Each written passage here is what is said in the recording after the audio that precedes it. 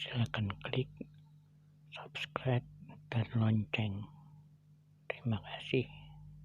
Kita akan membaca kitab Keluaran pasal ketiga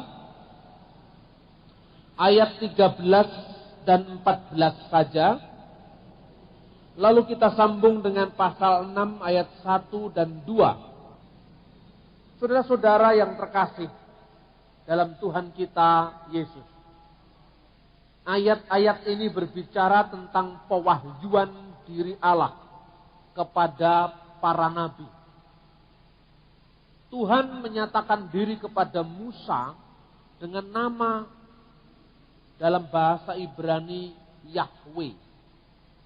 Tetapi Tuhan menyatakan diri kepada Abraham, Ishak dan Yakub dengan nama Allah yang Maha Kuasa. Kalau saudara mendapati kata dalam Alkitab bahasa Indonesia, Tuhan yang ditulis dengan huruf kapital semua, T besar, U besar, H besar, A besar, N besar, itu terjemahan dari bahasa Ibrani Yahweh. Dan istilah Allah yang Maha Kuasa dalam Keluaran pasal 6 ayat 2 itu adalah El Shaddai. Tuhan telah menyatakan diri kepada Abraham, Ishak, Yakub dengan nama El Shaddai.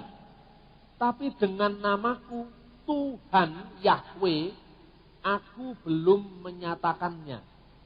Ayat-ayat ini secara jelas menunjukkan kepada kita bahwa setiap nabi menerima wahyu Tuhan dalam bahasa yang dimengerti. Setiap nabi menerima wahyu dari Tuhan dalam bahasa yang dimengerti oleh umatnya. Kata Yahweh itu bahasa Ibrani. Sebelum kata Yahweh dipakai, di situ sudah dipakai oleh bahasa-bahasa yang lebih tua dari bahasa Ibrani. Misalnya, di Gunung Sinai, di mana tempat orang-orang Arab pada saat itu berkemah, itu Tuhan disebut dengan kata-kata Yahweh.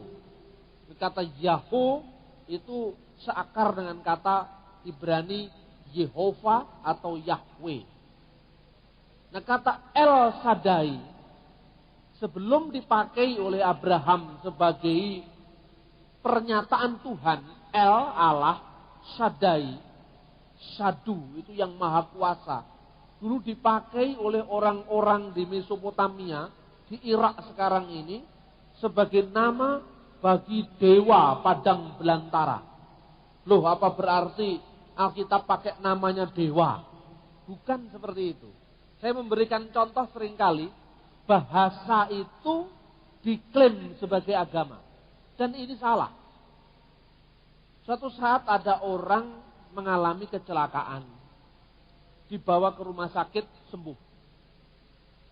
Orang ini kemudian ditanya oleh beberapa orang lain, dan orang lain ini memiliki latar belakang bahasa sendiri. Ditanya oleh orang Indonesia, bahasanya Indonesia, bagaimana Pak? Sudah sembuh?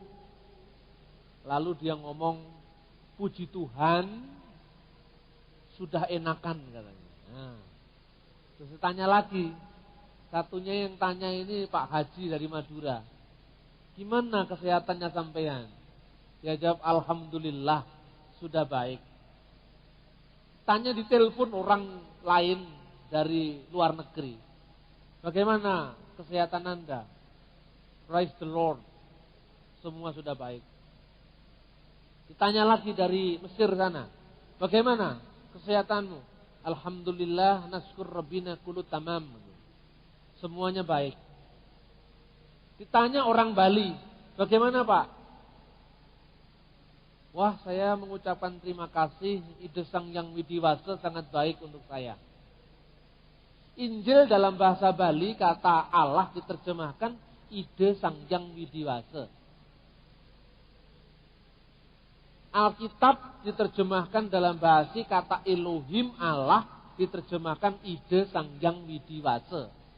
Makanya Kejadian pasal 1 ayat 1, pada mulanya Allah menciptakan langit dan bumi. Diucapkan dalam bahasa Bali, duking kala purwa ide Sang Hyang Widiwasa, ngwentenang akasa miwah pertiwi. Persoalannya sekarang orang Bali yang Kristen dengan orang Hindu, ketika ngomong yang sama ide Sang Hyang Widiwasa, apa sama? Tidak sama. Namanya bahasa itu netral. Bahasa itu netral. Orang Kristen membaca Alkitab dalam bahasa Koi, bahasa Tiongkok. Logos atau firman, Yohanes 1 ayat 1 diterjemahkan tau.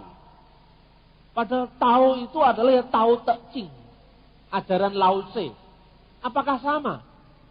Masa orang Cina kalau jadi Kristen, lidahnya harus dijadikan Ibrani?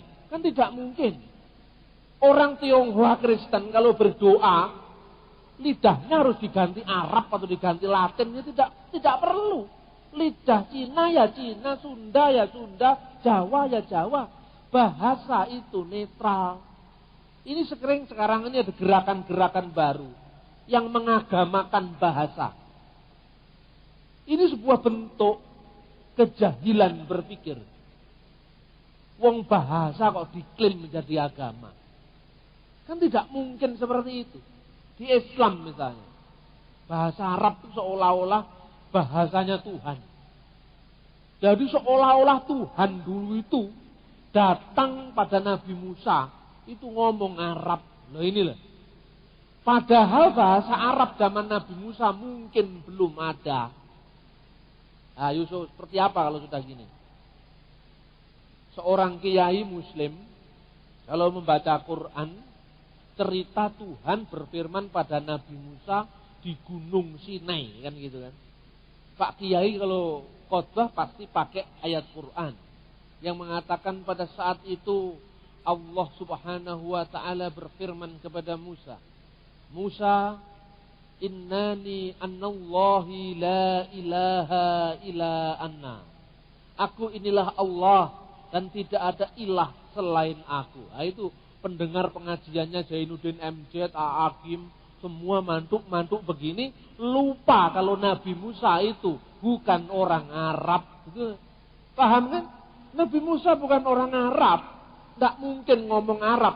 Berarti teks itu mengalami sebuah translation, terjemahan. Karena apa? Orang Islam percaya firman Tuhan itu disampaikan kepada Muhammad. Karena Muhammad bahasanya Arab, maka muncul cerita Nabi Musa ditulis nggawe cara Arab, seolah-olah Gusti Allah ki wong Arab gitu. Kalau misalnya firman Tuhan datang pada orang Jawa, unine piye tulisan firman Tuhan itu? Ayo sekarang. Apa yang ngomong? Saya sering cerita dulu itu. Kalau misalnya Tuhan itu berfirman pada Ronggo Warsito, Raden Ngabei Ronggo Warsito. Kalau di Islam ada nabi penutup. Bung Karno ikut-ikutan bikin gelar Ronggo Warsito Pujangga Pamungkas, ya kan? Itu yang bikin gelar itu Bung Karno. Pujangga terakhir. Setelah itu seolah-olah tidak ada pujangga. Nah, kalau di Islam dikatakan Muhammad nabi terakhir, terus tiba-tiba ada orang India yang mengaku nabi, namanya Hadrat Mirza Ghulam Ahmad, lo kemudian Parung diserang FPI karena ono nabi anyar kan itu kan. Lo ini soal semantik, soal bahasa. Bahasa diagamakan. Kalau Tuhan ngomong sama Ronggo Warsito, ya mesti ngomongnya cara Jawa. Bahasa Jawa tidak mungkin pakai bahasa Jawa Timuran. Ya opo Ronggo Warsito, enggak mungkin. Ronggo Warsito itu orang Jawa Tengah.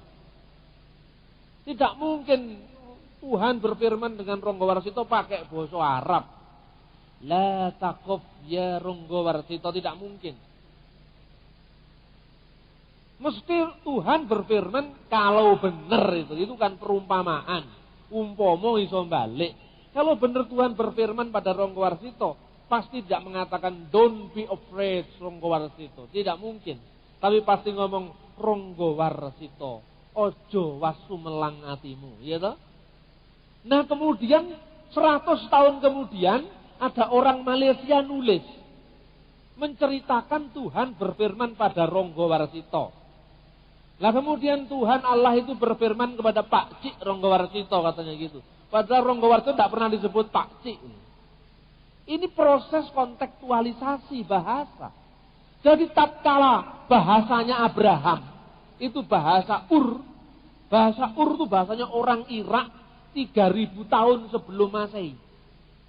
Menyebut Tuhan dengan Ilu Shadu El Sadai. Nah ketika Tuhan berfirman kepada Musa, karena Musa itu bahasanya Ibrani, Tuhan berbicara dalam bahasa Ibrani. Seumpama Musa itu hidupnya di Guangzhou sana, pasti pakai bahasa Mandarin. Jadi bahasa itu netral, tidak ada bahasa surga, tidak ada bahasanya demit, tidak ada. Semua bahasanya manusia. Kenapa saya ceritakan seperti ini?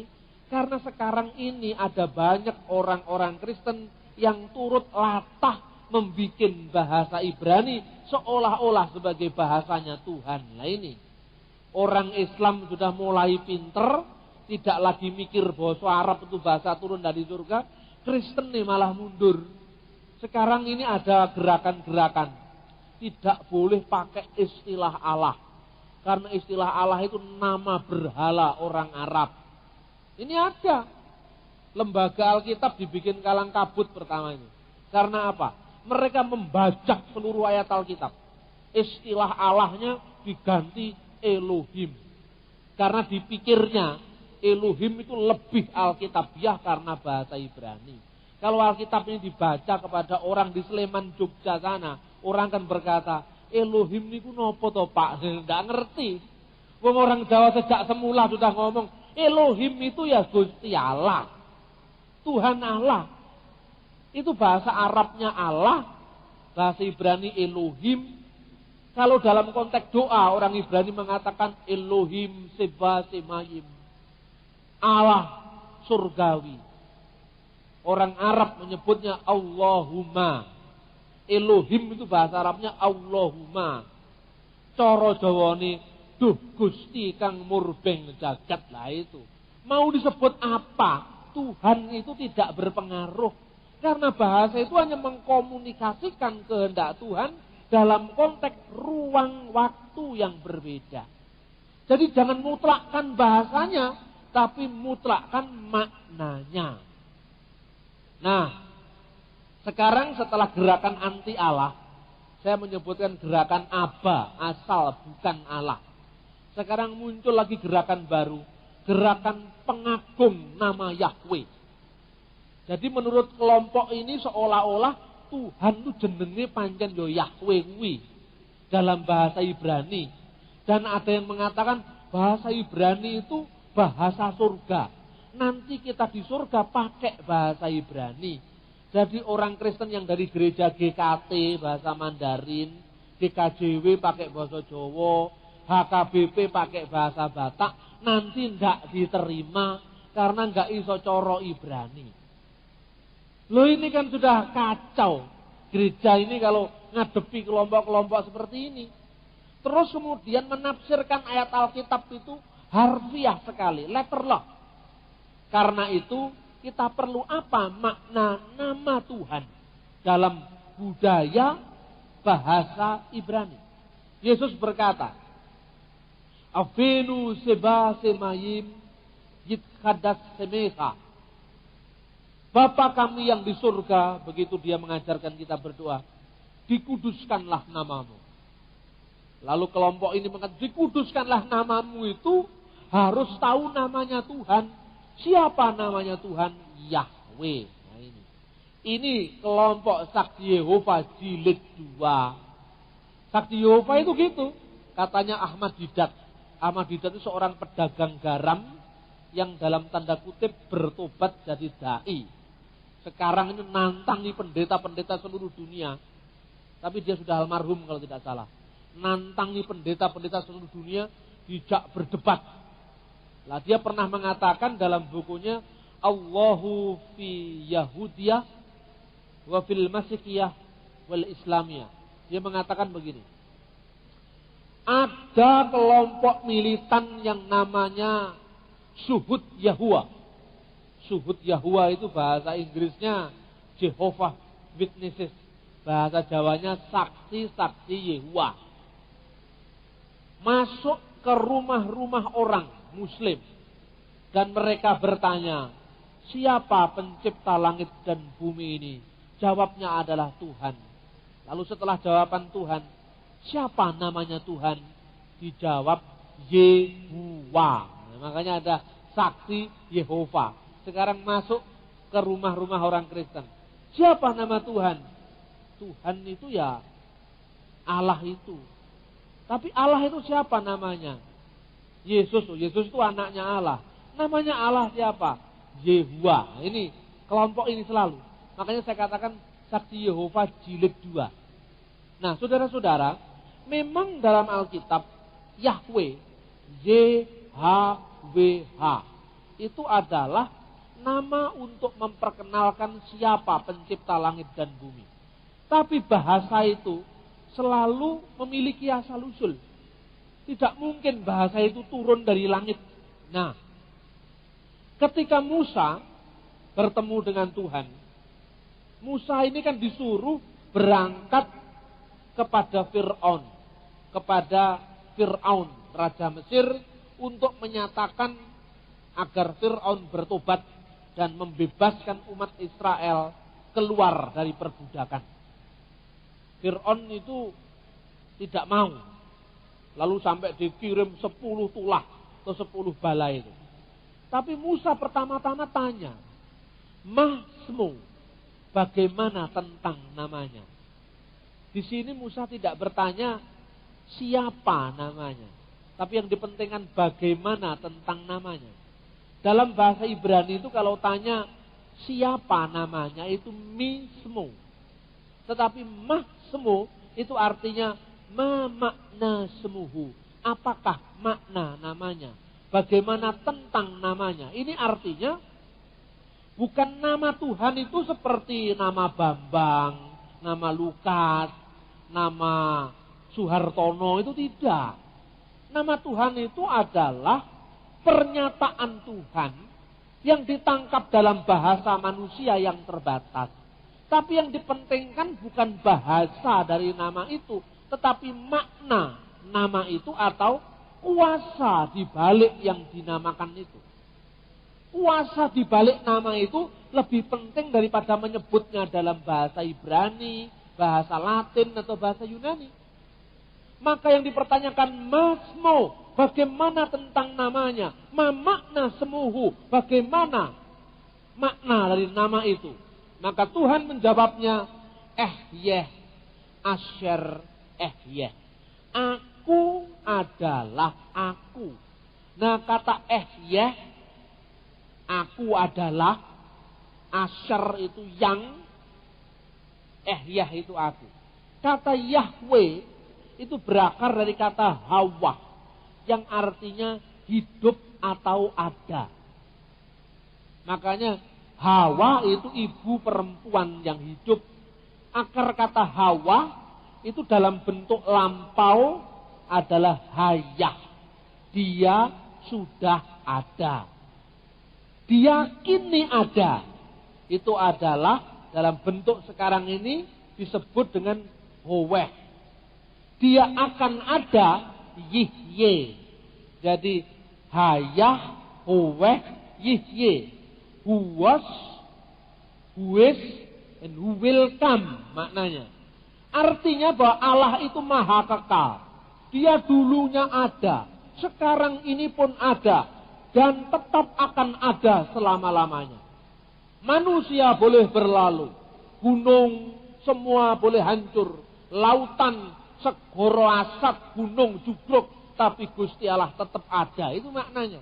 Jadi dimensi kekekalan, aku adalah aku maknanya. Aku sudah ada, aku ada, dan aku akan selalu ada. Karena itu makna dari nama Yahweh ini diterjemahkan dalam bahasa Yunani yang disebut dalam Wahyu pasal 1 ayat 8. Kita akan lihat coba. Wahyu pasal 1 ayat 8. Karena perjanjian baru ini ditulis dalam bahasa Yunani, maka otomatis nama Yahweh diterjemahkan Kurios. Karena orang Yunani tidak ngerti Yahweh, diterjemahkan Kurios. Yang diterjemahkan, aku ada, sudah ada, yang akan datang. Aku adalah Alfa dan Omega. Firman Tuhan Allah yang ada, yang sudah ada, dan yang akan datang, yang maha kuasa. Ho on, ho en, ho exomenos. Aku ada, sudah ada, dan akan ada atau akan datang. Tuhan itu maha kekal. Maka ada nyanyiannya. Apa mungkin saudara sudah tahu lagunya itu dalam bahasa Ibrani? Kados, Kados, Kados, Adonai, Elohim, Sebaot. Kudus, kudus, kudus. Firman Tuhan, Adonai, Elohim, Allah, Sebaot yang maha kuasa. Aser haya wehowe weyafu. Itulah maknanya nama Yahweh. Maksudnya apa? Aku ini Alfa dan Omega. Makanya namanya di sini GBI Alfa Omega.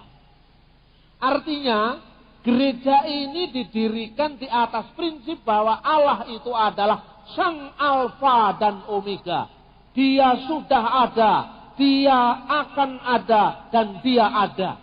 Dia sudah ada pada masa lampau. Dia selalu ada sekarang ini. Dan Dia akan tetap ada selama-lamanya. Alfa dan Omega. Amin. Itu maknanya. Maka dikatakan Dia sudah ada, Dia ada, dan Dia akan ada. Saudara-saudara yang terkasih dalam Tuhan Yesus. Karena itu yang dipentingkan itu bukan bahasa Ibrani. Seolah-olah di surga. Nanti kita akan conversation dalam bahasa Ibrani. Bukan itu.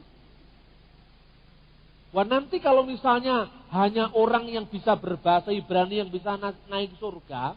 Orang Kristen yang di luar Israel mesti nyewa Ariel Sharon untuk menjadi penerjemah. Nah, padahal Ariel Sharon tidak percaya Tuhan Yesus, itu repot nanti. Saudara-saudara yang terkasih dalam Tuhan. Nama dalam teologi Ibrani itu mengandung 3 makna. Makna yang pertama, apa artinya nama? Yang pertama, nama adalah pribadi itu sendiri. Untuk lebih jelasnya, kita misalnya di dalam Yosua pasal 7 ayat 9. Di sana dikatakan, mereka akan melenyapkan nama kami dari bumi ini. Maksudnya apa? Mereka akan melenyapkan nama kami. Kok kenapa tidak dikatakan mereka akan melenyapkan kami dari bumi, tapi melenyapkan nama kami. Seorang yang dikatakan namanya hilang berarti mati. Dalam konteks Ibrani, seorang yang namanya hilang maksudnya mati. Jadi nama itu menunjuk pada pribadi yang menyandang nama. Itu makna yang pertama. Imamat pasal 24 ayat 11. Di sana dikatakan anak perempuan Israel itu menghujat nama Tuhan dengan mengutuk.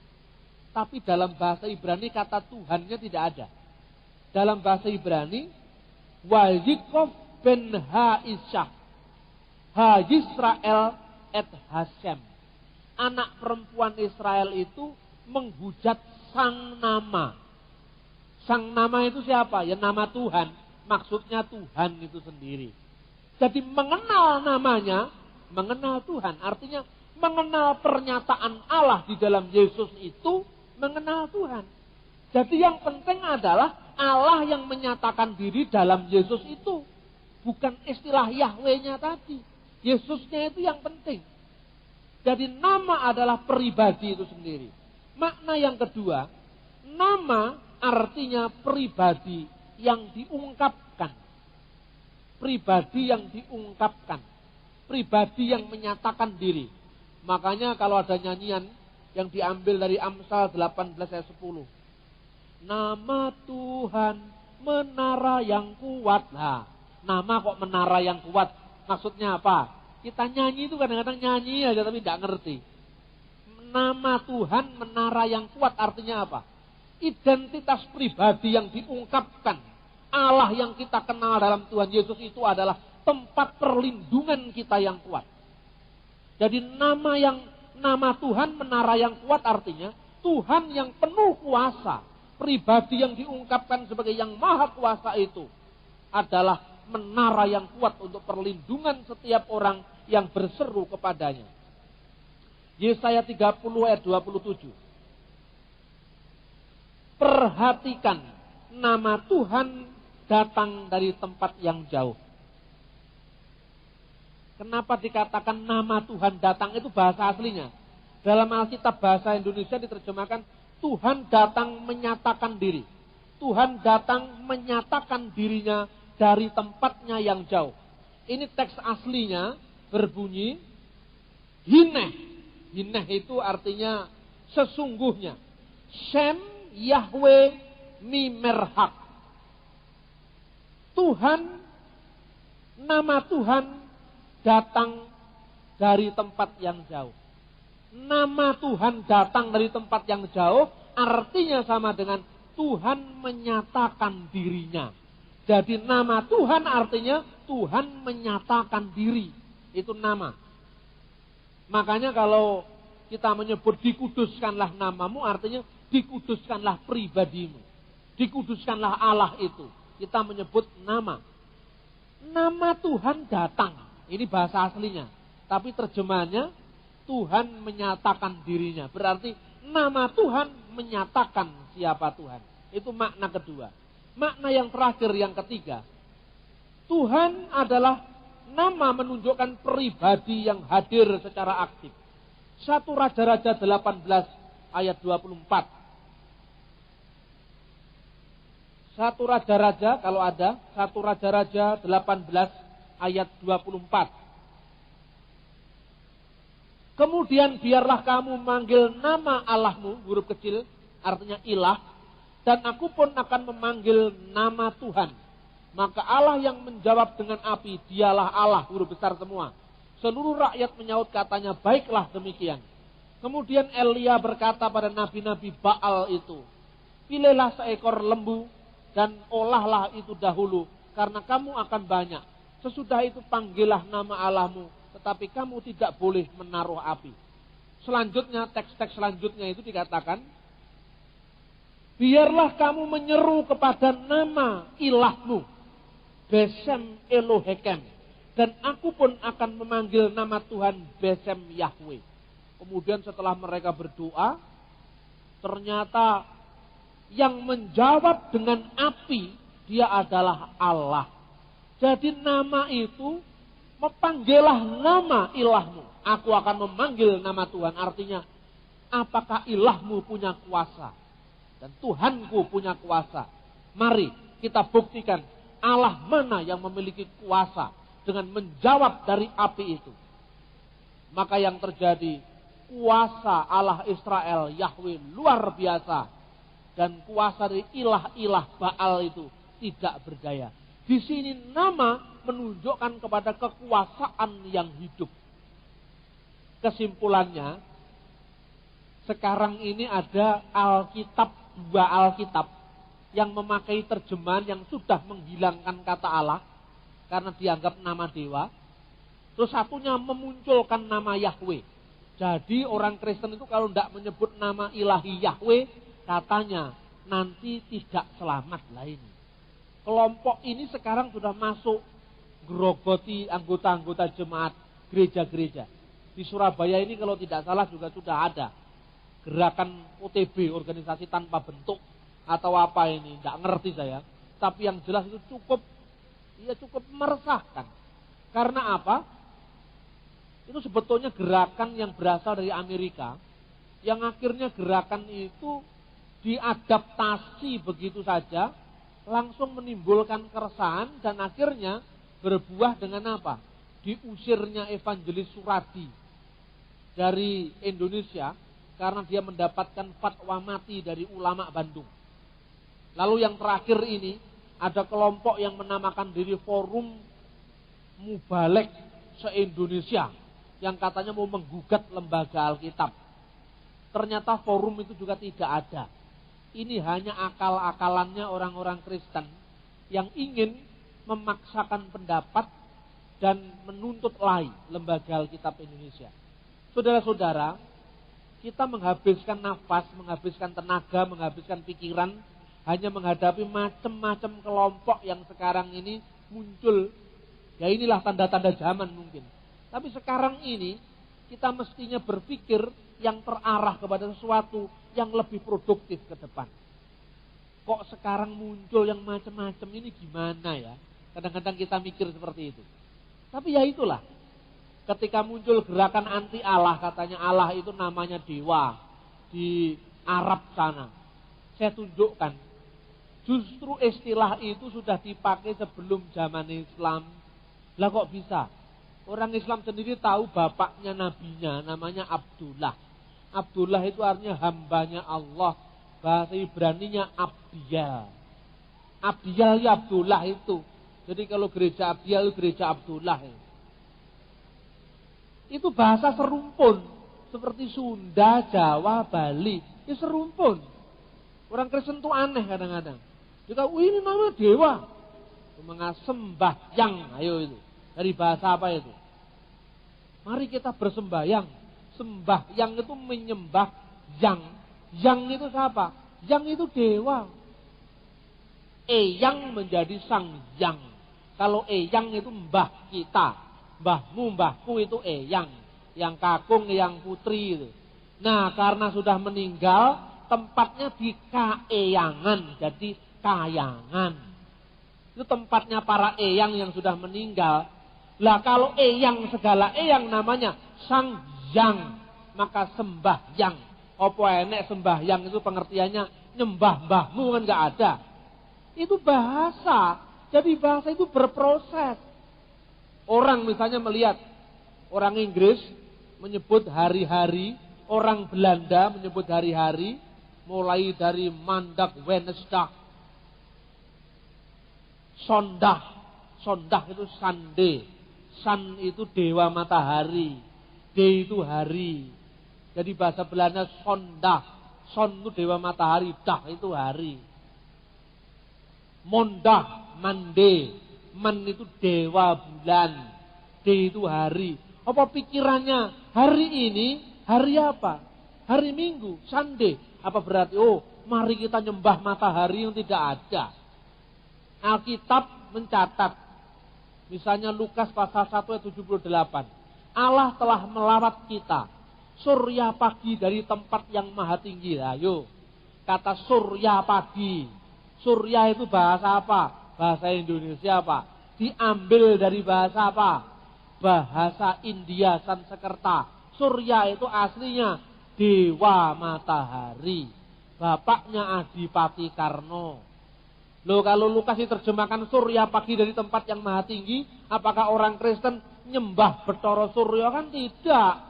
Ilmu fisika pun sudah mengambil oper bahasa lain. Tenaga surya misalnya, apakah itu tenaganya dewa?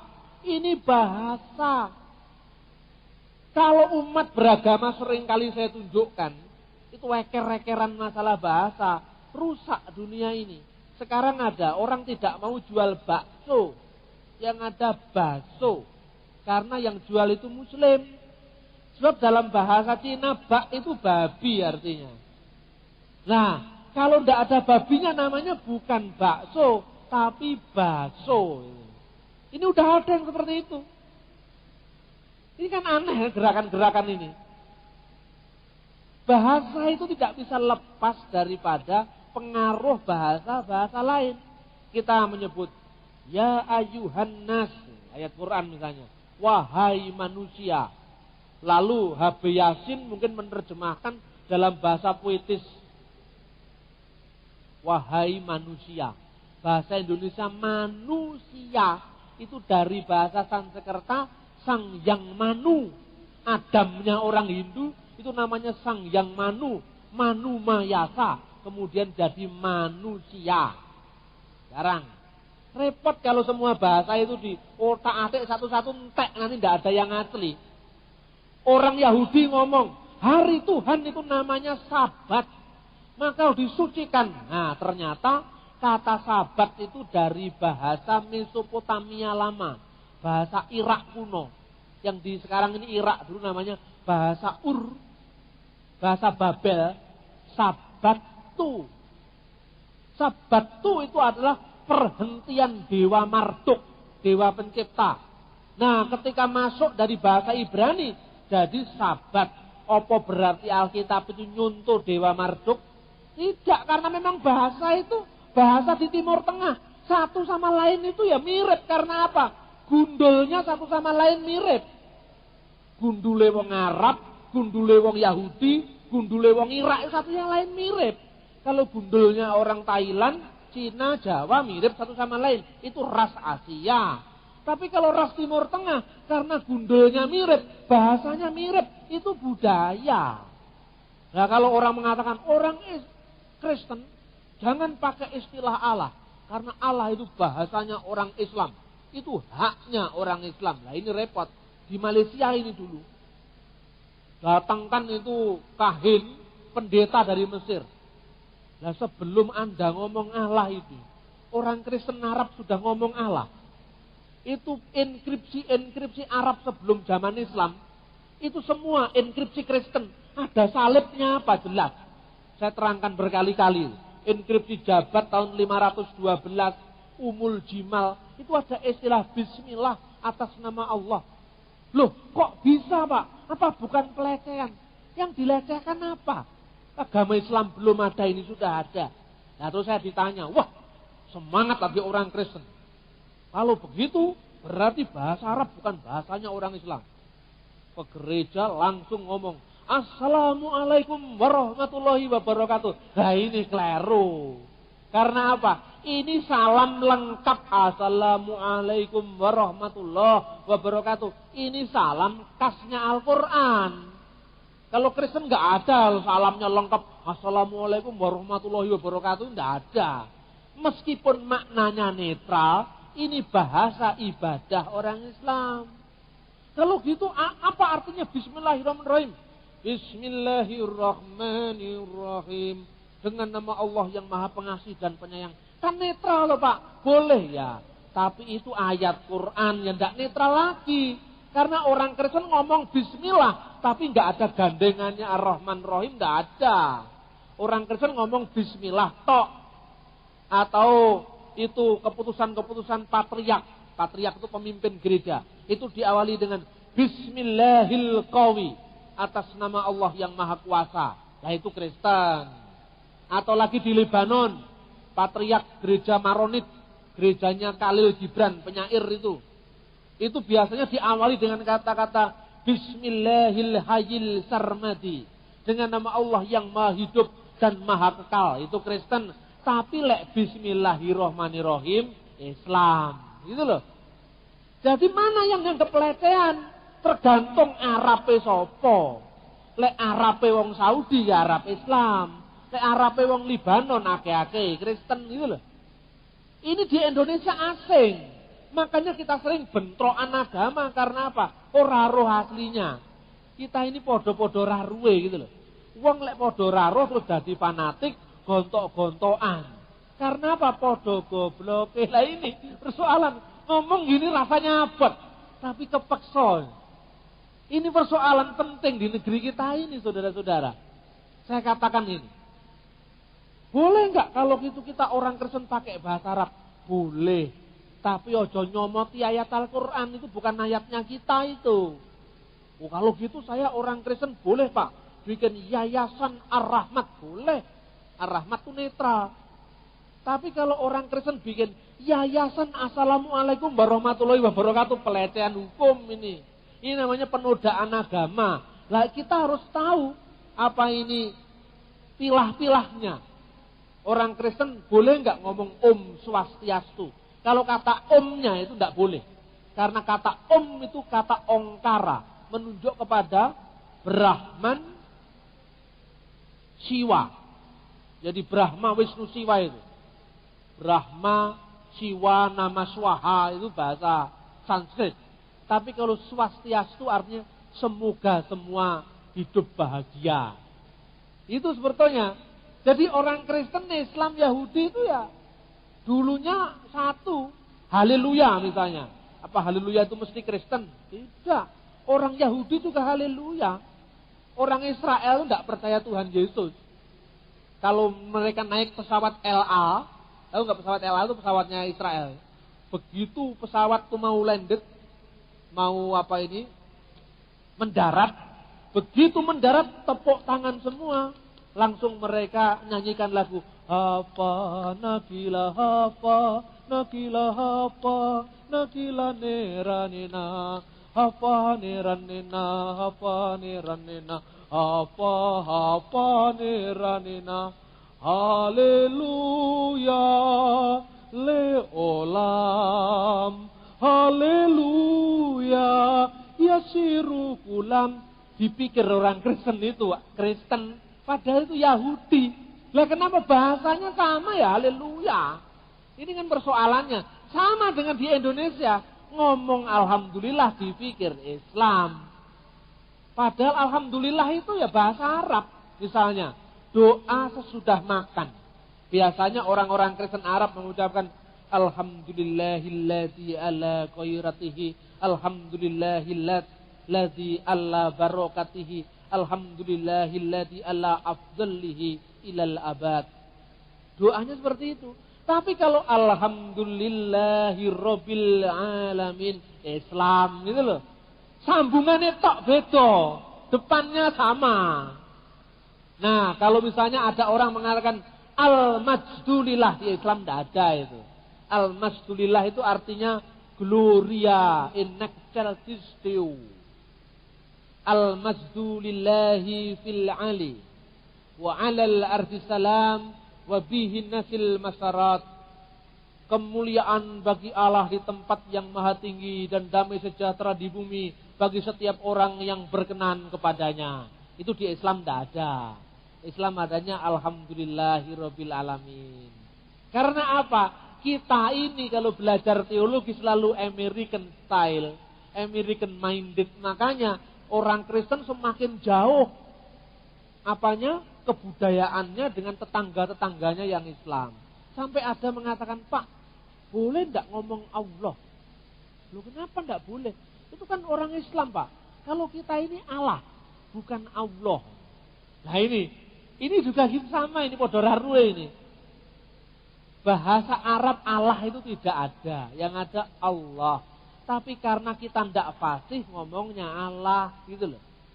Lah orang Islam ngomongnya supaya berbeda dengan orang Kristen, difasih-fasihkan masih malah kleru Allah. Nah, ini coba, artis-artis itu, lah semua terselah Allah. Apa itu Allah? Itu tidak ada. Ada lagi Allah, tidak ada lagi. Allah, antara A dan O. Allah. Alhamdulillah, subhanallah, Allah. Masa sulit ngomong? Allahu Akbar, Allahu Akbar, Allah. Lo kan gampang loh. Itu supaya Anda lancar, harus makan kurma yang banyak itu. Harus ketelan satu baru lancar. Loh, kalau masuk surga harus karena bahasa. Wah ini akan repot ini. Di surga nanti masuk orang Islam ngomong bahasanya Arab. Orang Kristen yang semakin Yahudi itu ngomong bahasanya Ibrani. Nanti yang paling repot itu dunia. Karena apa? Sekarang pemakai bahasa Mandarin itu terbesar.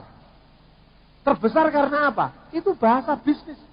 Gara-gara Soeharto, bahasa Mandarin nggak boleh dipelajari. Ini kan bodoh juga.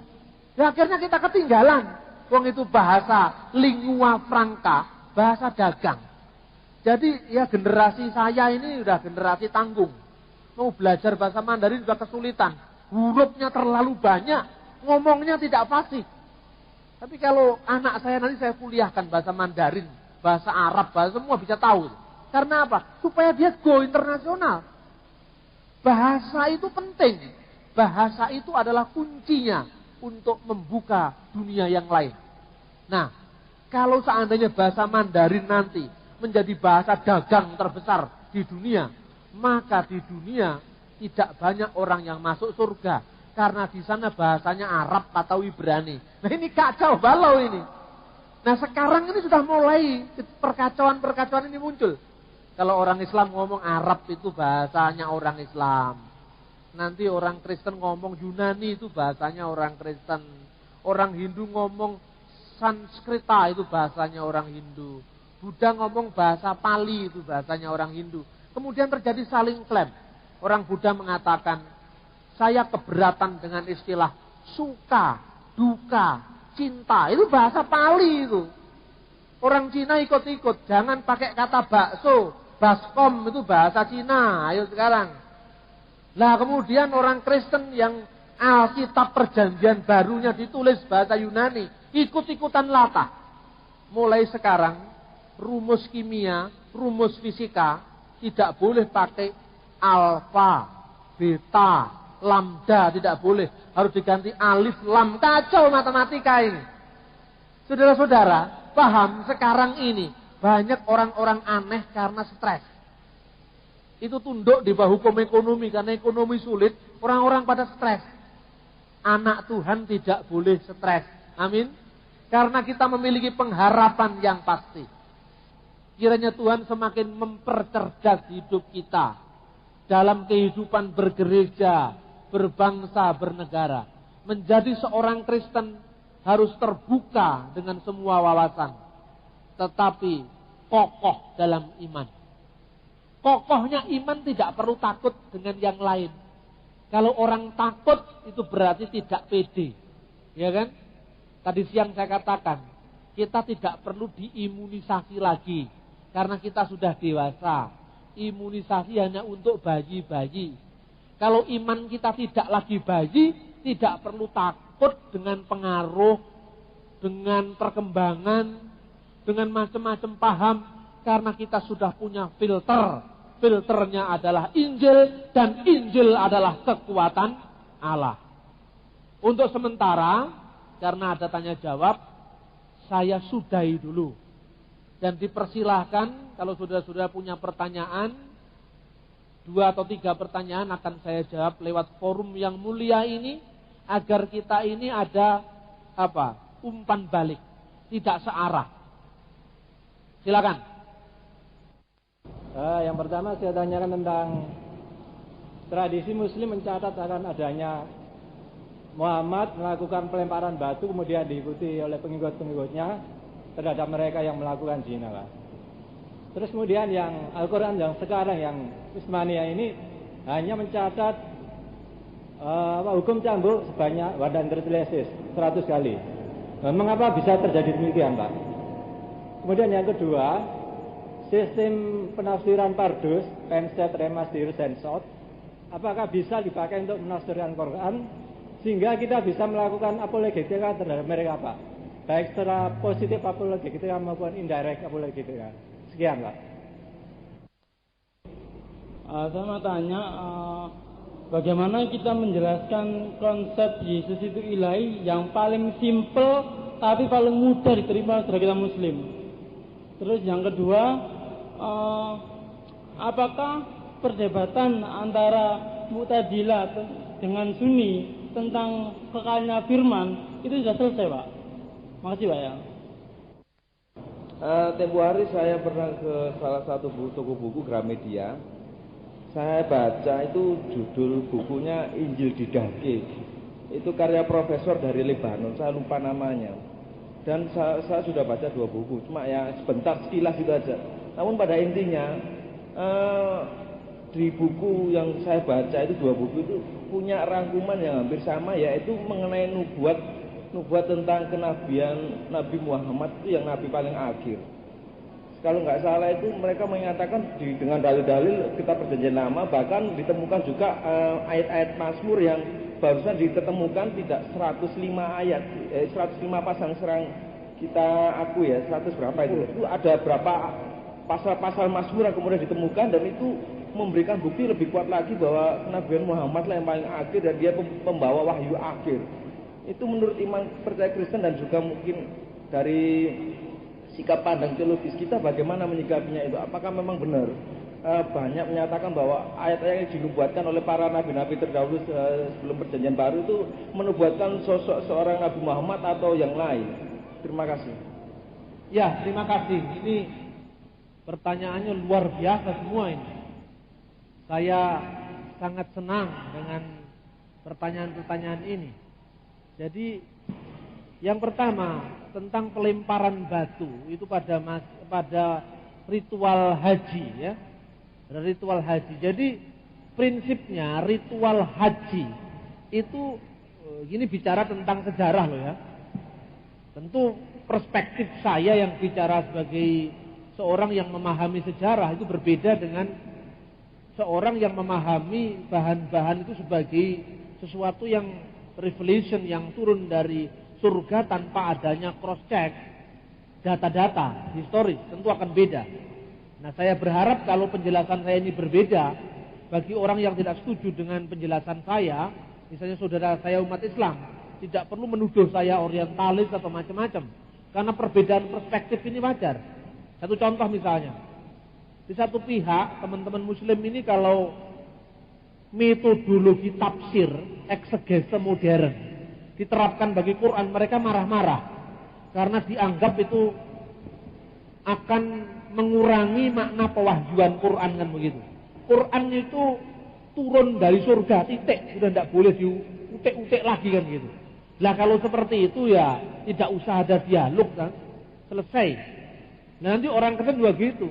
Pokoknya Injilnya sudah seperti ini, jangan diutek-utek lagi, namanya bukan dialog.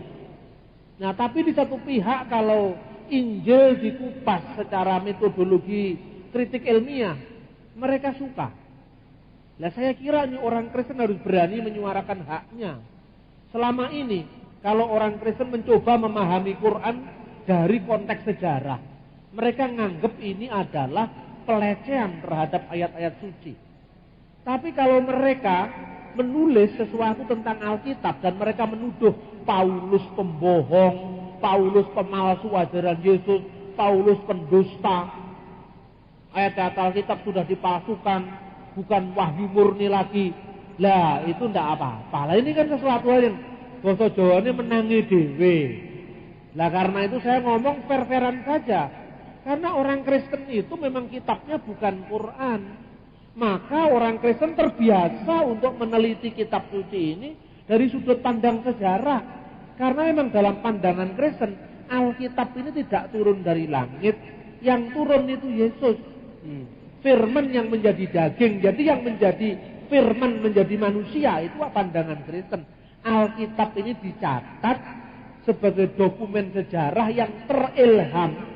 Karena para penulisnya itu diilhami Roh Kudus, tetapi menulisnya berdasarkan pengalaman mereka dari firman yang sudah menjadi daging ini.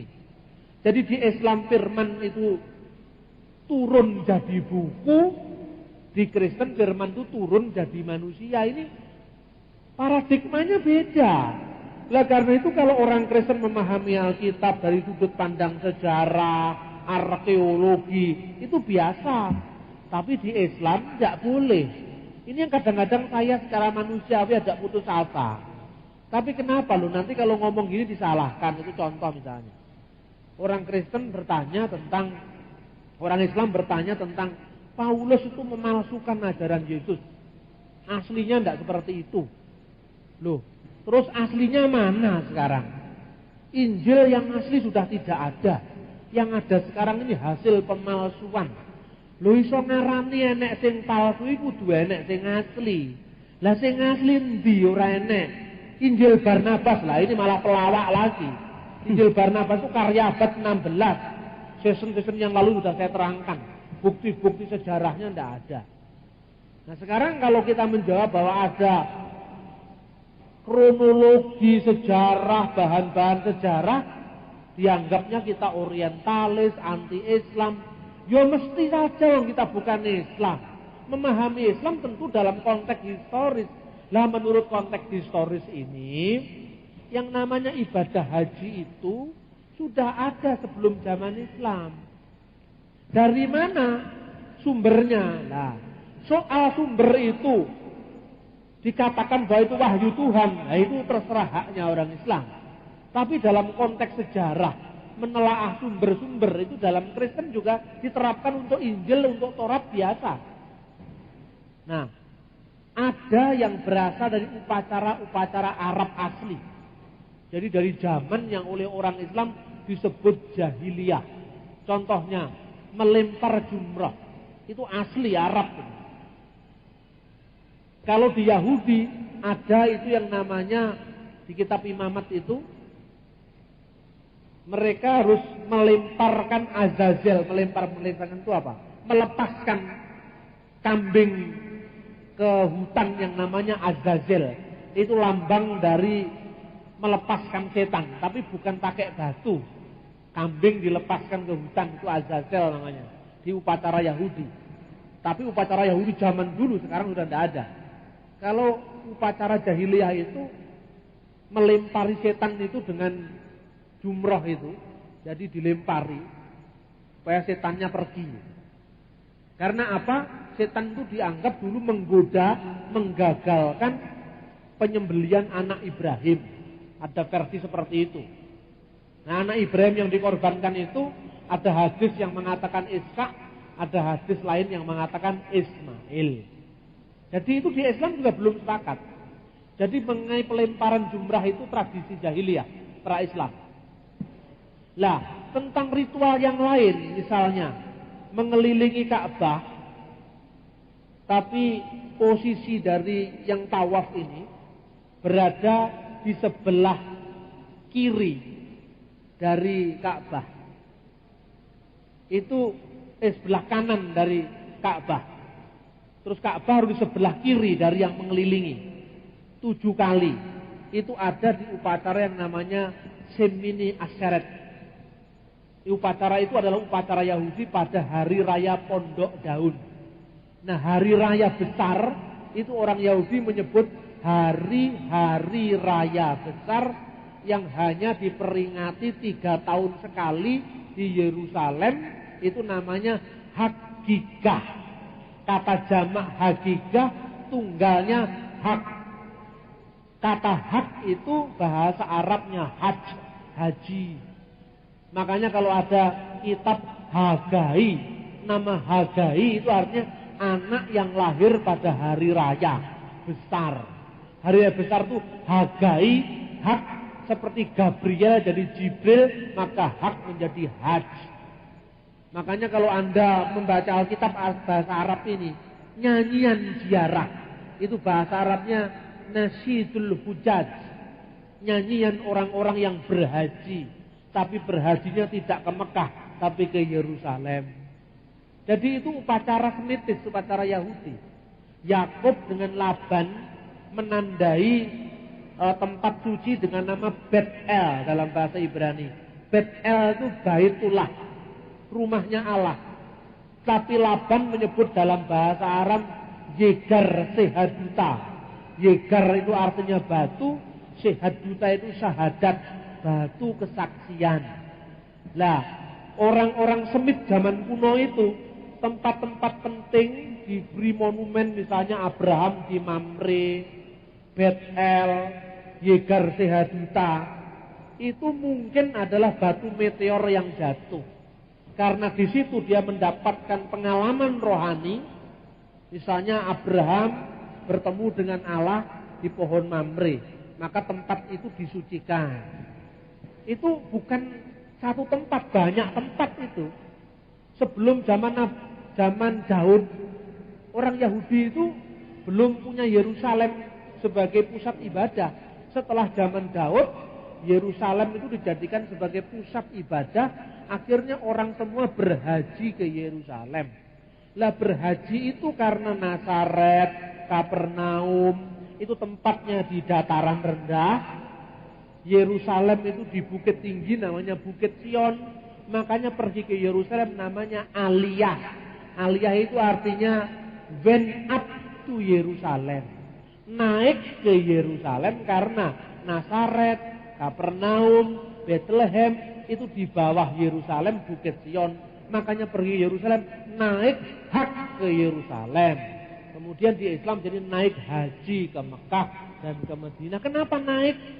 Kalau untuk kasus Yerusalem jelas, karena Yerusalem itu Bukit Sion, mesti naik. Kalau Mekah saya tidak tahu apa lebih tinggi daripada Madinah. Saya belum meneliti. Tapi namanya juga naik haji, gitu loh. Jadi sebagian ritual itu memang sudah ada pada zaman pra-Islam. Ya di jahiliyah, tetapi juga di Yahudi. Lah kenapa orang Kristen tidak ada haji lagi? Yahudi masih ada.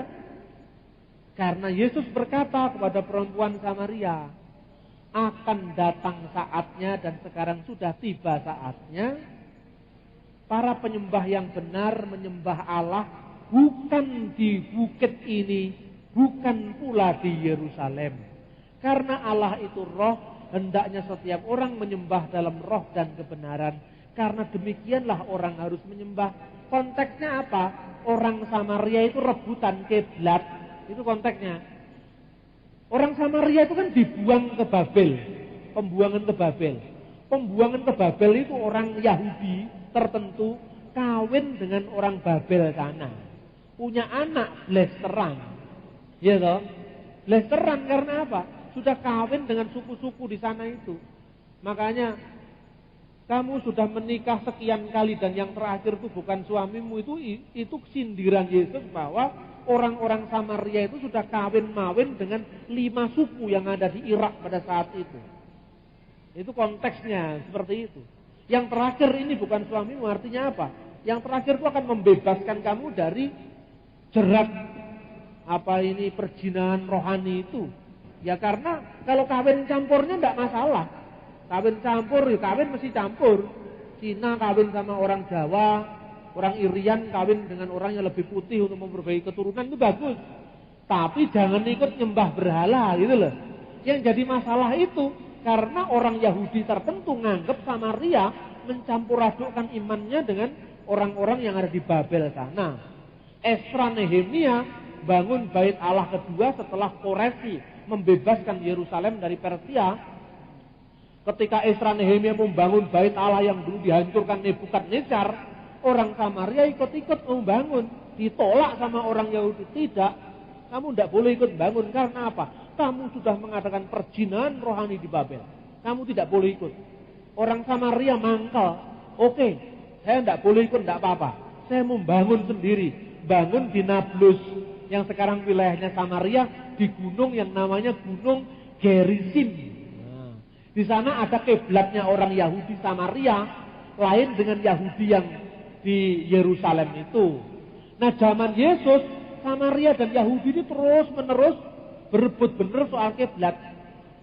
Di manakah orang beribadah sebenarnya? Di Yerusalem seperti nenek moyang Tuhan atau di sini?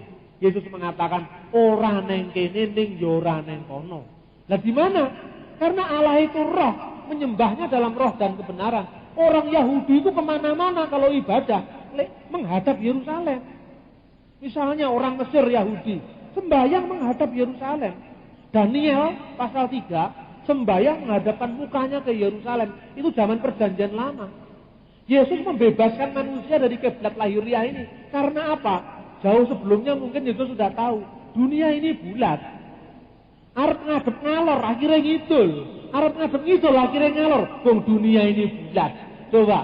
Sekarang kenapa di Indonesia kita harus menghadap ke barat kalau orang Islam? Loh karena Mekah di sebelah barat kita, Pak. Oke. Tapi kue madep ngetan ya teka Mekah. Bung dunia ini bulat ya kan? Nah kalau di Kristen sudah tidak ada itu. Yang lahiriah itu sudah ditinggalkan. Tapi ini Kristen. Gitu. Kenapa tidak ada lagi haji? Karena Yesus itu adalah korban yang sudah menggenapi korban-korban sembelian, bakaran yang menjadi puncak upacara ritual haji di Yerusalem. Karena korban yang terakhir ini menyerahkan dirinya sebagai imam besar yang menyerahkan dirinya sekali untuk selama-lamanya. Haji wis ora enek-enek. Sekarang hajinya orang Kristen perjamuan kudus. Karena mengenang tubuh dan darah Kristus itu haji kita. Jadi orang Kristen setiap kali bisa upacara haji perjamuan kudus. Kalau orang Yahudi masih ada. Haji ke Yerusalem masih ada. Tapi kalau orang Kristen ke Yerusalem bukan untuk haji seperti orang Yahudi dan Islam. Tapi untuk menapak tilasi karya-karya Allah di sana. Jadi kalau orang Kristen, orang munggah kaji ning Yerusalem, panggah iso munggah swarga. Itu loh. Jadi bukan syarat wajib.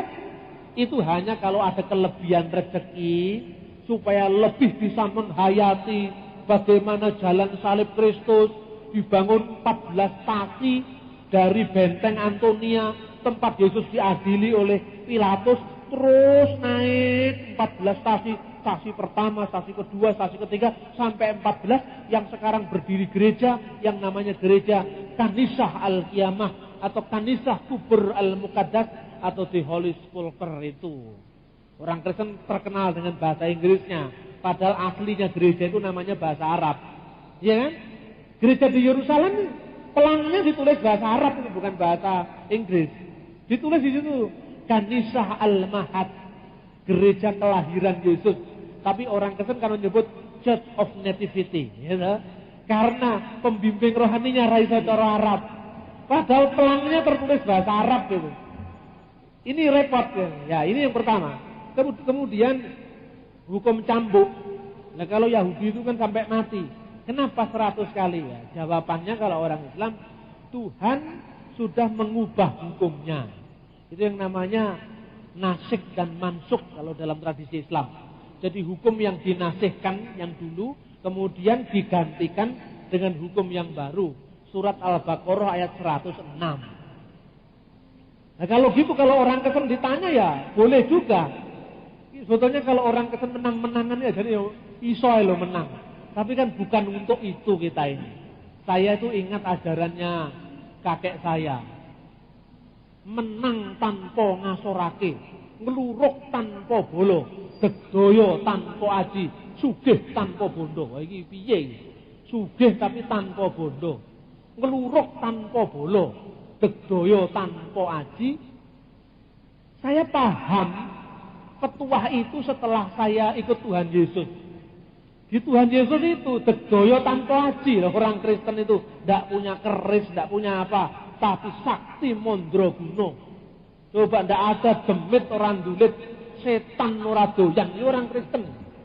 Ya tapi ojo nantang. Santai tenang kok, ojo mati tenang.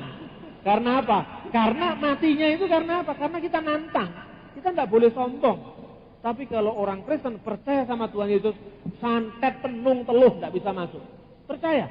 Karena Tuhan Yesus roh lebih besar daripada roh dunia ini. Saya beberapa kali loh, keluarga saya itu disantet. Nyatanya untuk hidup saya. Tapi tidak usah saya ceritakan. Nanti jadi deminologi.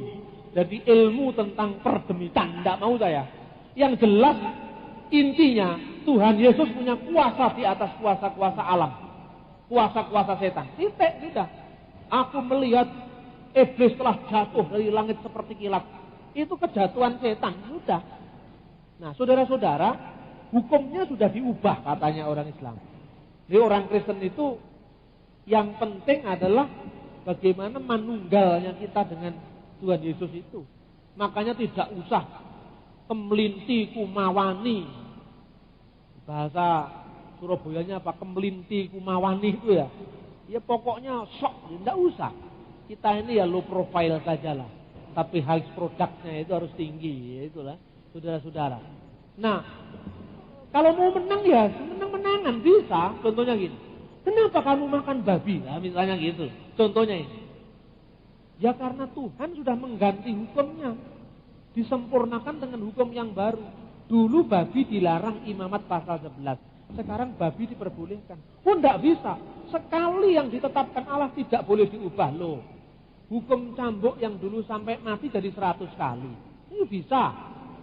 Ada yang sampai mati 100 kali. Itu kan pengubahan hukum juga. Oh iya. Dulu ndak boleh makan unta, kon kowe saiki mangan unta, ayo ora oleh. Dulu ndak boleh makan cumi-cumi, kodok, welut ora oleh dipangan nih perjanjian lama ini. Kok sekarang makan cumi-cumi, kodok, belut. Loh itu sudah dinasik dan mansuk. Sudah diganti yang lebih baik lah. Padha ae. Saiki oleh mangan babi, ning ora oleh nambah istri, tak boleh. Itu aturannya orang Kristen. Lah kita harus menghormati aturan masing-masing ini. Tidak usah kemudian lek ramangan babi ojo mangan, pancen kue radoyan atau pancen haram. Tapi ojo menghalangi haknya orang lain yang berbeda dengan Anda. Ini loh. Jadi kalau dunia ini rumusnya gini kan aman. Kemudian yang Pardes itu sistem eksegese Yahudi. P. Terus kemudian RDS, Pardes itu menjadi bahasa Arab Firdaus. Jadi ada urutan-urutannya. Peshat itu tafsiran harafiah. Nabi itu pemberita, ya sudah harafiah, Peshat. Harafiah ini tidak cukup. Kemudian orang mencari lagi namanya remas. Remas ini apa yang tersirat dari yang tersurat itu. Maknanya apa? Terus kemudian tidak cukup dari itu, derus, dirasa, bahasa Arabnya, bahasa Ibraninya derus, menyelidiki lebih lanjut makna yang lebih dalam. Misalnya, di kitab Hosea dikatakan, dari Mesir ku panggil anakku. Itu konteks aslinya keluaran dari Mesir ke tanah perjanjian. Tapi disublimasikan lebih lanjut karena apa? Keluaran Israel ini merupakan bayangan dari keluaran seluruh umat manusia dari perbudakan dosa. Musanya adalah Musa baru, yaitu Yesus Kristus. Makanya dari Mesir ku panggil anakku menjadi kembalinya bayi kanak-kanak Yesus dari pelarian pengejaran Herodes kembali ke kotanya Nazaret. Nah, ini yang namanya derus, penelitian lebih dalam. Yang terakhir, yang namanya short, the hidden interpretation of the Bible. Jadi the hidden interpretation itu penafsiran mistikal, rahasia. Misalnya mengungkapkan, bukankah tertulis tentang 2 anak Abraham misalnya. Apa maknanya itu dikupas lebih lanjut. Nah ini orang Yahudi. Pertanyaannya, apakah model penafsiran semacam ini ada di Islam? Ada. Mungkin shotnya ada, yaitu tafsiran para sufi. Orang sufi itu semua ayat-ayat Quran yang nggak jelas-jelas itu dijelaskan. Kadang-kadang penjelasannya ya ngawur. Yang penting diotak-atik cocok. Sama dengan orang Jawa. Orang Jawa kan gitu itu. Semakin tidak dimengerti, semakin bagus. Itu orang Jawa. Kalau bikin sesuatu itu sengaja supaya wong ra ngerti. Lek wong ra ngerti malah luwih sakti sing gawe gitu loh. Makanya ngapusi orang Jawa itu gampang sebetulnya. Karena apa? Semakin sulit dimengerti itu semakin hebat. Contohnya Ronggo Warsito. Misalnya tafsiran-tafsirannya wakil sing kleru sajane. Tapi kalau ngomong nanti saya disalahkan sama orang Jawa. Sebetulnya banyak yang enggak cocok. Tapi ya karena diotak-atik supaya cocok. Dulu orang mengatakan, ini Noto Nagoro. Nah, ingin ramal. No Soekarno, To Soeharto. No Noto Nagoro. Siapa yang terakhir? Abdul Rahman Wahid pun tidak cocok. Habibie pun tidak cocok. Terus Permadi katanya, Roh itu siapa? Waktu itu muncul nama Rudini. Wah itu ni ya bisa no. Itu kan ngawur. Tapi sudah tidak cocok, tidak muncul lagi. Nanti muncul yang lain itu. Itu shot. Tapi untuk derus mungkin agak sulit. Untuk penafsiran harafiah historis mungkin akan sulit. Derus ya penelitikan lebih dalam tergantung pada penemuan-penemuan baru apa. Tapi untuk tafsiran historis akan sulit.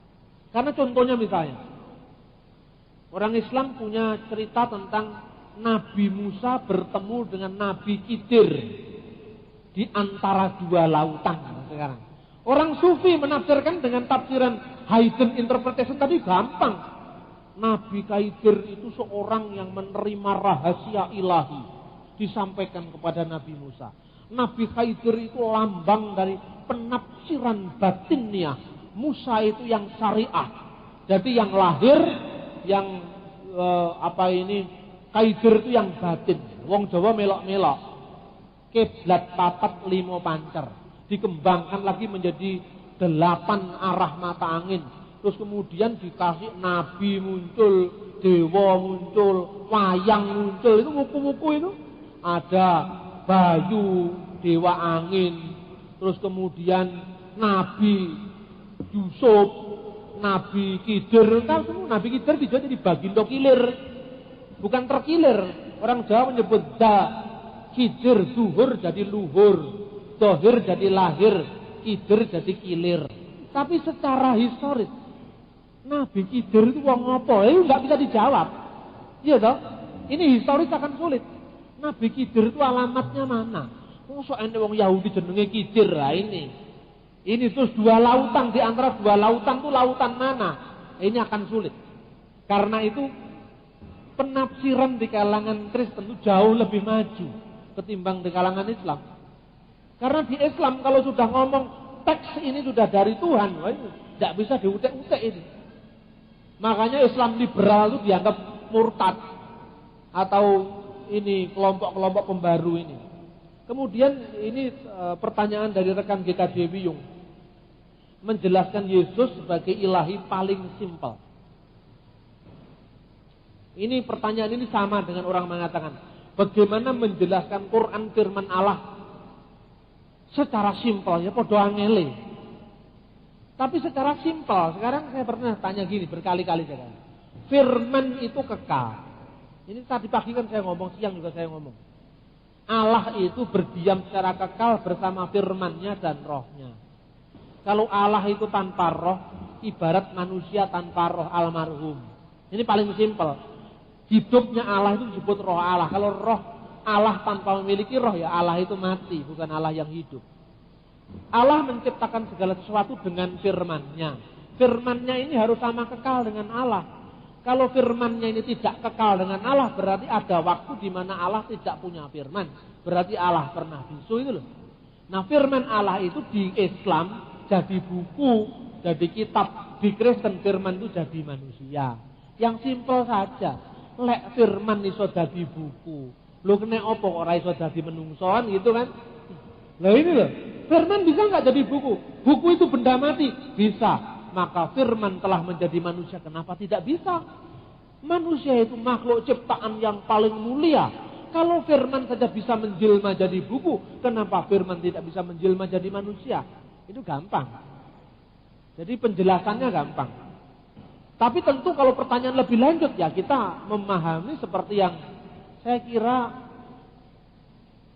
KKR atau ceramah saya 2 bulan lalu atau 1 bulan lalu itu kasetnya sudah ada. Dan kalau kurang jelas baca buku-buku saya. Kemudian perdebatan kekalnya Quran sampai sekarang antara Sunni dan Syiah itu apa sudah selesai? Secara politik sudah selesai. Sunni yang menang, Syiah kalah. Kan gitu. Tapi sekarang ini munculnya ada neo-Syi'i, Syiah baru. Misalnya kalau di Indonesia Harun Nasution itu mencoba untuk mentransfer rasionalisasi Syiah. Jadi sampai hari ini teman-teman dari kalangan gerakan muda Islam itu mulai menghidupkan rasionalnya Syiah ini. Tidak sepenuhnya sama dengan Arius. Syiah mungkin Sunni yang Anda tanyakan itu Mu'tazilah apa Syiah? Mu'tazilah apa Syiah? Hah? Yang ditanyakan tadi Mu'tazilah apa Syiah? Saya kurang jelas. Syiah. Mu'tazilah, sorry. Perdebatan antara kekal tidaknya Quran menurut Syiah dan Mu'tazilah. Kalau antara Sunnah dan Mu'tazilah. Secara politis memang Syiah maupun Mu'tazilah itu kalah. Secara politis, kalau Syiah ini kan kaitannya lain. Syiah ini mengaku diri sebagai Syiahnya Ali. Dia pewaris dari Ali. Secara politis sekarang sih akan hanya ada di Iran. Sunnah itu harus seluruh dunia. Tapi kalau Mu'tazilah ini suatu gerakan rasional Islam yang menganggap bahwa Quran itu ciptaan. Quran itu diciptakan Tuhan. Nah, orang Asy'ariyah atau ahli sunnah mengatakan Quran bukan ciptaan. Karena Quran itu firman Tuhan. Kalau Tuhan menciptakan dengan firman-Nya, berarti firman-Nya itu bukan ciptaan. Karena melalui firman, Tuhan menciptakan. Ini mirip dengan argumentasi gereja. Firman itu bersama-sama dengan Allah dan firman itu adalah Allah.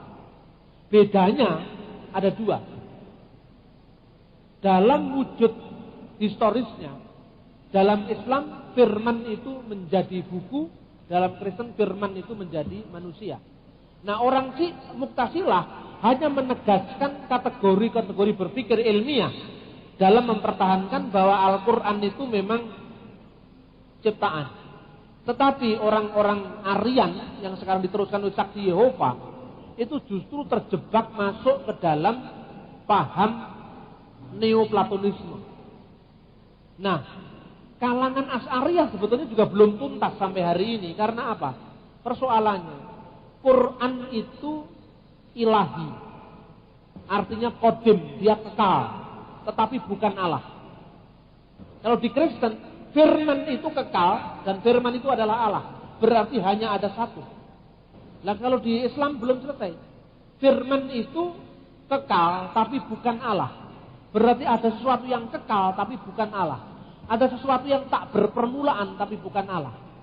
Nah, ini sampai hari ini di kalangan ahli sunnah sendiri ini masih belum selesai. Makanya ada perdebatan kembali tentang redefinisi wajah ahli sunnah wal jamaah.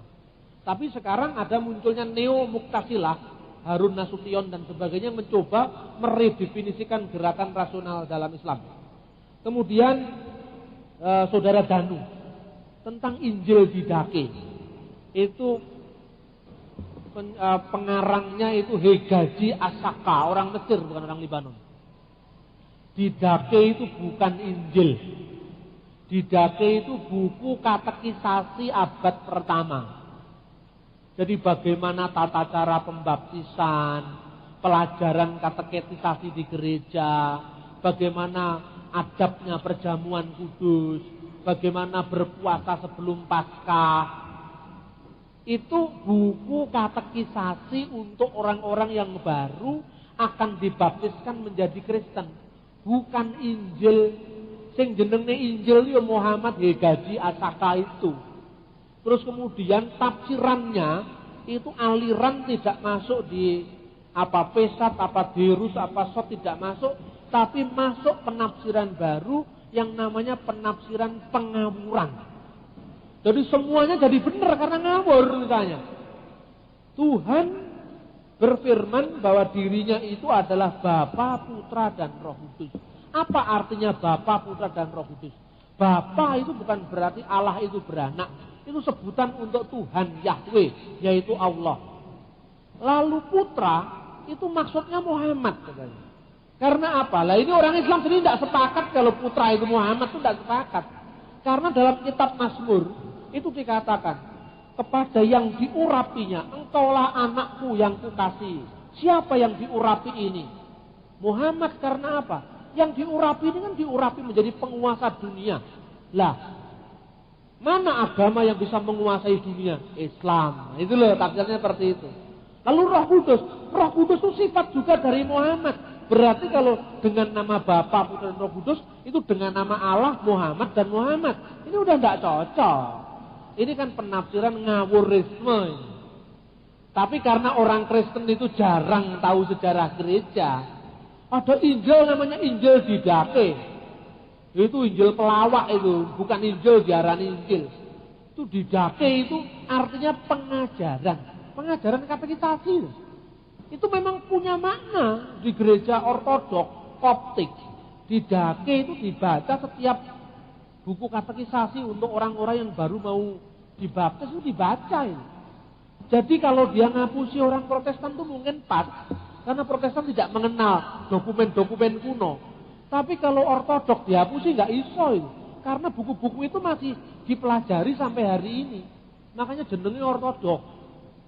Ortodok itu kan makna utamanya kan jalan yang lurus, tapi dalam bahasa sehari-hari itu kuno sekali.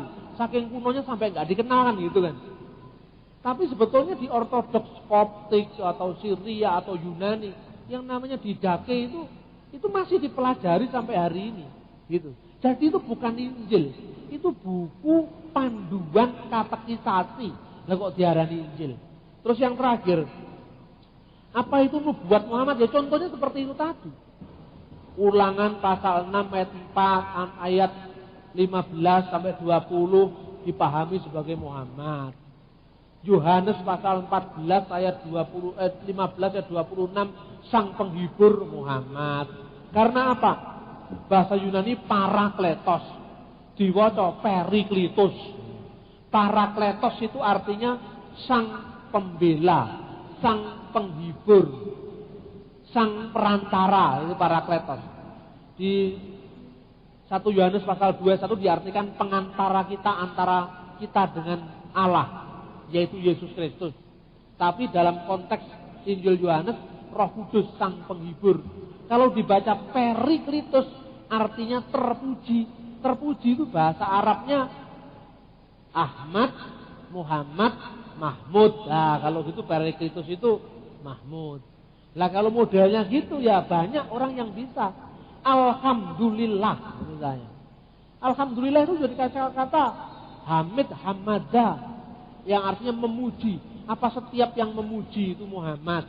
Kan tidak. Di kitab Kidung Agung dituliskan misalnya Muhammadin, dia yang kupuji, itu konteksnya itu pacaran itu antara pengantin laki-laki dan pengantin perempuan. Setiap kata yang terpuji bukan berarti Muhammad, tapi pokoknya semua kata terpuji Muhammad. Terus yang berikut, bahasa Yunani itu punya huruf-huruf hidup yang berbeda.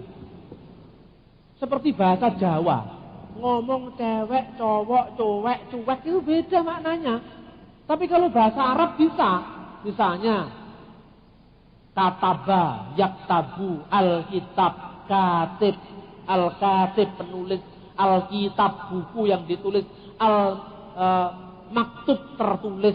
Bisa, kalau bahasa Arab, Ibrani bisa. Bahasa Yunani tidak bisa. Parakletos ya parakletos, lain dengan periklitus. Parakletos artinya penghibur, periklitus artinya terpuji. Bahasa Jawa ya sama dengan bahasa Yunani. Cowok itu artinya laki-laki, cewek, perempuan, cowek itu nggih sambel, cuek, acoh itu beda maknanya. Karena huruf hidupnya jelas. Lah ini yang namanya penafsiran pengawuran. Jadi bukan Injil disebut Injil. Yang terakhir Mazmur 151. Itu penemuan The Dead Sea Scroll tahun 1947. Memang ada pujian-pujian yang disebut sebagai Mazmur. Dan itu dalam Qumran disebut sebagai Mazmur yang ternyata Mazmurnya lebih panjang dari Mazmur kita ini. Lah, mana sekarang Qumran itu? Qumran itu adalah di Laut Mati, di gua yang namanya Gua Murabaat dan Wadi Qumran itu ada 11 gua yang ditemukan. Itu berasal dari dokumen Alkitab dari tahun 100 sebelum Masehi. Nah setelah dicocokkan tidak banyak perbedaan. Paling-paling perbedaan huruf, cara menulis itu tidak punya arti. Berarti justru itu meneguhkan Alkitab itu jarak penyalinan lebih dari 1000 tahun tidak ada perubahan. Berarti sing ngarani Alkitab dipalsukan itu dongeng gitu loh. Itu kan macam-macam, tidak harus disebut sebagai Mazmur dalam satu jilid. Misalnya Rendra nulis Mazmur Mawar itu kan bukan bagian dari Mazmur. Itu ya Mazmurnya Rendra. Saya bikin Mazmur 1000 nama karya Bambang Nursena. Itu Mazmur saya, bukan Mazmur Daud. Bisa saja guru kebenaran, pemimpin sekte Qumran itu membuat Mazmur, tapi bukan Mazmurnya Daud. Terus kemudian kok di situ ada bukti-bukti Muhammad, tergantung yang menafsirkan. Saya pun juga bisa mencari nama saya di Alkitab. Di Habakuk pasal 3 itu ada nama saya. Karena ada kata Sani'u itu artinya bercahaya. Nur bercahaya dari Jabal Faran. Jadi Sani'u Nur itu nur yang bercahaya. Lalu kemudian jadi Nur Sena. Itu ada di Habakuk pasal 3. Berarti aku itu ya nabi. Itu bantemi wong saya kalau ngomong gitu. namanya otak-atik matuk. Tapi ya itu hak orang untuk menafsirkan. Orang Kristen tidak usah marah, tapi siap berdiskusi. Nah mari apa benar eksegesinya begitu. Mosok kabeh-kabeh ditafsirkan Muhammad. Tidak usah harus emosi. Tidak perlu menuduh orang Islam orientalis, tidak usah. Anti Kristen tidak usah. Pancen yo beda pendapat itu wajar. Kalau ada penafsiran semacam itu kita tidak boleh marah ya kan. Itu haknya dia menafsirkan seperti itu. Tapi kalau saya punya tafsiran tentang haji tadi yang berbeda dengan tafsiran resmi Islam, yo genten ojo ngamuk gitu loh. Kita sama-sama lah, gak usah ngamuk-ngamukan, tapi berargumentasi secara sehat. Kiranya firman Tuhan ini semakin melengkapi kita di dalam kehidupan percaya kita, berhidup, berbangsa, bernegara, bermasyarakat. Tak henti-hentinya kita selalu menyuarakan Injil damai sejahtera ini untuk konteks bangsa kita sekarang ini. Karena itu mari kita akhiri kebaktian ini. Kita akan nyanyikan lagu. Silakan.